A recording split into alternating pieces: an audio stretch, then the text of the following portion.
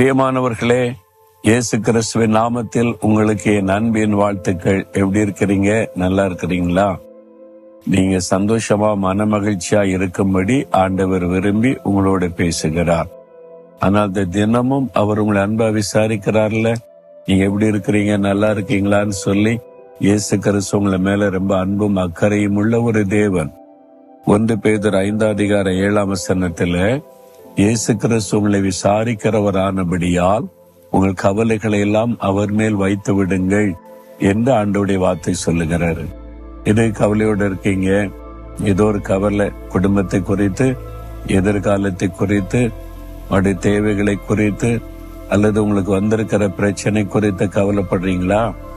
ஆண்டவர் சொல்றாரு, உங்களை விசாரிக்கிறதுக்கு ஒரு அற்புதமான ஆண்டவர் இருக்கிறார். என் மகனே, என் மகளே, ஏன் துக்கத்தோடு இருக்கிற?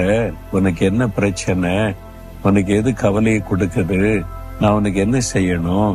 என்ன செஞ்சா உன் கவலை மாறும் என்று உங்களை அன்பாய் விசாரிக்கிற ஒரு ஆண்டவர் இயேசு. தினமும் காலையில உங்களை விசாரிக்கிறார் பார்த்தீங்களா? இப்போ உங்களை விசேஷமா விசாரிக்கிறார். நீ ஏன் துக்கமா இருக்கிற மகனே, மகளே, ஏன் நீ துக்கமா இருக்கிற? நான் பாத்துக்கிறேன். நான் உன் மேல அன்பு அக்கறையும் இருக்கிறல்ல.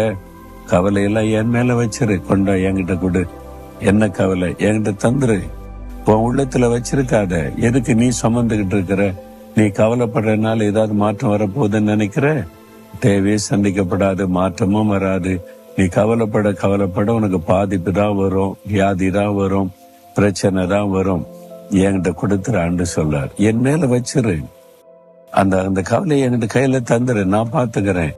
கல்வாரி சிலுவையில உன் துக்கத்தை எல்லாம் நான் சுமந்திருக்கிறேனே, உன் கவலையை சுமந்திருக்கிறேனே. எதனால? உனக்கு அற்புதம் செய்து உன்னை சந்தோஷப்படுத்தணும் என்பதற்கு சிலுவையில எல்லா கவலையும் நான் சுமந்துட்டேன். நீ பட வேண்டிய பாடு, நிந்த, அவமானம், அடிகள் எல்லாத்தையும் நான் ஏற்றுக்கொண்டுட்டேன். நீ கவலைப்படாத, நான் உனக்கு அற்புதம் செய்வேன் என்று இயேசு உங்களுக்கு சொல்லுகிறார். அவருடைய கையில நீங்க கவலையை ஒப்பு கொடுத்துட்டா, அவர் மேல வச்சிட்டீங்கன்னா அவர் அற்புதம் செய்வார். நம்ம என்ன தப்புன்றோம் தெரியுமா? போய் 1 மணி நேரம் அழுவோம். ஆண்டவருடைய பாத்தல எல்லா கவலையும் வச்சிடற ஆண்டவரே, இன்னும் அவ்வளவுதான், நீங்க தான் எனக்கு எல்லாமேன்னு வச்சிருவோம். ஜெபம் முடிச்சு திரும்பி வரும்போது அவளத்தை எடுத்து திரும்பி உள்ளத்துல வச்சுக்கிடுவோம். அவ்வளவுதான், மறுபடியும் கவலை. ஆண்டவர் சொல்றாரு, நீ திரும்பி எடுக்கூடாது, என்கிட்ட போட்டுரு, உன் கவலை என் மேல போட்டுரு. அப்புறம் திருப்பி எடுக்கக்கூடாது, நீ சந்தோஷமா போ. அன்னாள் என்ற ஒரு மகள், குழந்தை இல்ல, குறைவு, நிந்தை, அவமானம். ஒரு நாள் தேவ சமூகத்துல இந்த மனம் கசந்து அழுதாள், கண்ணீர் விட்டாள். எல்லாத்தையும் ஆண்டவர்கிட்ட சொல்லி வெகு நேரம் அழுது ஜெபித்தாள். ஜெபம் முடிஞ்ச பிறகு அதன் பிறகு அவள் துக்கமுகமாயிருக்கவில்லை அன்வாசன்னு சொல்லுது. என்ன காரணம்? ஆண்டவர் மேல கவலை வச்சுட்டா திருப்பி எடுக்கல, அவர் பார்த்து கொள்ளுவார் என்று. அப்பதான் ஆண்டவர் அற்புதம் செய்து அவருடைய நிந்தையை மாற்றி மகள பண்ணினார். நீங்க அவர் மேல வச்சுட்டு திருப்பி எடுக்கக்கூடாது. ஆண்டவர் உங்க மேல வச்சிடுற, நீங்க பாத்துக்கிடுங்க, அவ்வளவுதான். அவர் அற்புதம் செய்வதை காண்பீங்க. இன்னைக்கு வச்சிடுறீங்களா? அவர்கிட்ட கொடுத்துறீங்களா உங்களுக்கு கவலைகளை எல்லாம்? ஏன்னா உங்களை ரொம்ப அன்பா விசாரிக்கிற ஆண்டவர். அப்படியே சொல்லுங்க, ஆண்டவரே, இயேசுவே, என்னை நீங்க அன்பா விசாரிக்கிற நல்ல ஒரு தகப்பனா இருக்கிறீங்க.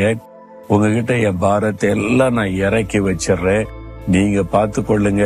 இதெல்லாம் நீங்க சொன்னீங்க, நீங்க இந்த காரியத்தில் எனக்கு அற்புதம் செய்யுங்க. இனி நான் அதை பற்றி கவலைப்பட மாட்டேன், அதை பற்றி சிந்திக்க மாட்டேன். நீங்க பொறுப்படுத்திக் கொள்ளுங்க. இயேசு கிறிஸ்துவின் நாமத்தில் ஆமேன், ஆமேன்.